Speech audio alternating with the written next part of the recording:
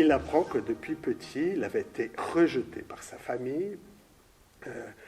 C'était le dernier, c'était la bouche de trop. Et puis, il essayait d'être accepté par les autres. Lorsque, par exemple, un enfant avait un jeu, lui, il essayait d'avoir le même jeu en volant de l'argent, etc., déjà à partir de l'âge de 6 ans. Il essayait d'avoir aussi la prédilection des profs. Et lorsqu'il avait la prédilection d'un prof, tout se passait bien, n'est-ce pas ? Et puis, lorsque ça tournait mal, parce que le prof, un autre prof, il changeait de prof, il recommençait à faire semblant et à vouloir avoir ce qu'il n'avait pas. Abraham dit aussi qu'il y a eu un autre événement, c'est qu'à partir de 1919, il a rencontré une dame qui était... dans l'industrie, justement, une propriétaire d'une industrie qui admirait son talent de dessinateur, et entre autres, et son talent commercial aussi. Il a donné un poste, et ensuite elle l'a épousé. C'était une dame plus âgée, qui avait des enfants déjà grands. Elle l'a épousé, lui... Il a eu une très bonne relation avec les enfants de la dame, avec tout le monde dans l'industrie, etc. Et à partir de ce moment-là, tout a commencé à marcher. Alors, Abraham, il fait toute une série d'interprétations pour justifier, pour montrer pourquoi cette évolution complètement différente. Maintenant, ce qui m'intéresse aussi, c'est cette différence d'évolution entre NN et ce jeune qui d'ailleurs, curieusement, Abraham l'appelle de N. Donc, la différence entre N et NN, n'est-ce pas? Qui est à partir de même origine sociale modeste, avec les mêmes symptômes d'envie d'ascension sociale, d'ambition très grande, trouve des solutions radicalement différentes, n'est-ce pas? En tout cas, ce cas d'Abraham, c'est le plaisir aussi du style. Je ne connais pas ce cas d'Abraham, je l'ai connu. Mais ça me fait associer, parce que lorsque j'ai de la peine à voir qu'est-ce qui est, par exemple, l'escroquerie et qu'est-ce qui définirait du délire. C'est-à-dire que si on est encore plus proche Madoff, ouais. Est-ce que quelqu'un comme ça, c'est un escroc? C'est ce qu'on dit, puisqu'il a été complété.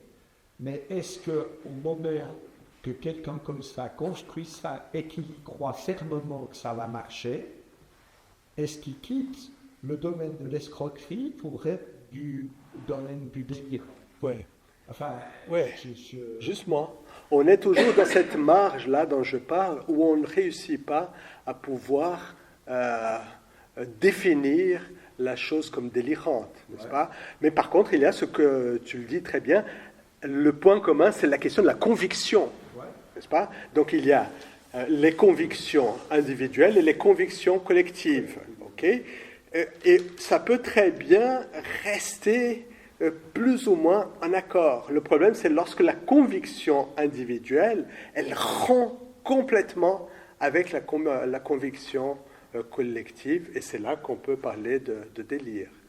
Donc ça veut dire c'est indépendant de la question de la vérité de la réalité de la fantaisie, si on peut dire comme ça. N'est-ce pas? On peut être dans la fantaisie, dans le non vrai, dans le faux, et ne pas être délirant.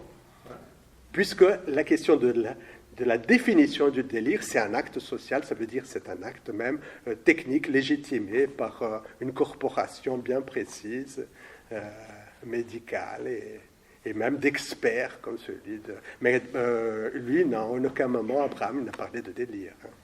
Moi, j'avais une autre réflexion qui est peut-être comme ça, plus centrée sur le lien entre deux individus.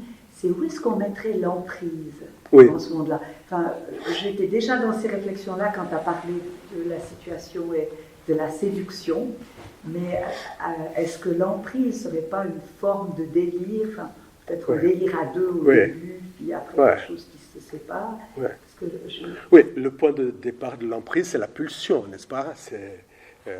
Et à partir de là, ça veut dire, la pulsion d'emprise, elle peut être universelle, mais qui s'exprime différemment chez chaque sujet et peut mener justement à des situations délirantes, notamment dans les délires de revendication. Les délires de revendication, par exemple, tous ceux qui, comment ça s'appelle ça, les personnes qui font appel à la justice pour tout, quérulents, exactement, dans le cas de quérulence. Quand j'ai une autre situation qui m'interpelle, ça m'a beaucoup parlé le passage sur les réalités collectives. Et je me disais, on est dans un monde actuellement où il y a plusieurs réalités collectives qui coexistent. Bon, je pense que ça a toujours été le cas, mais là, avec les médias, le numérique, les réseaux sociaux, ça apparaît dans le monde politique qui est extrêmement polarisé. Je pense à la situation aux États-Unis avec Trump, où on écoute Trump parler de ses propres actions, etc. Et on se dit, mais il a les couilles de dire, d'affirmer qu'il n'a pas fait quelque chose ou une toute autre interprétation de ce que tout le monde pourtant est à même de voir. Et donc lui, je ne le considère pas comme délirant, mais je dis il y a des gens qui le suivent, je pense des gens de la population, pas des personnalités politiques, où je me dis, mais enfin, l'intrusion au Capitole, à quoi ça correspond, enfin, il y a tellement des récits qui sont opposés, moi je n'arrive pas à comprendre comment ils réfléchissent, les gens qui pensent différemment. Je dis, mais c'est un délire collectif, c'est de quoi s'agit-il en fait? Et puis ça me fait penser aussi à toute la question du complotisme, où tout est renvoyé sur le complot, à tous les climato-sceptiques, à tous les... Enfin, c'est assez étonnant, les formes. Et je ne sais pas de quelle nature ça relève.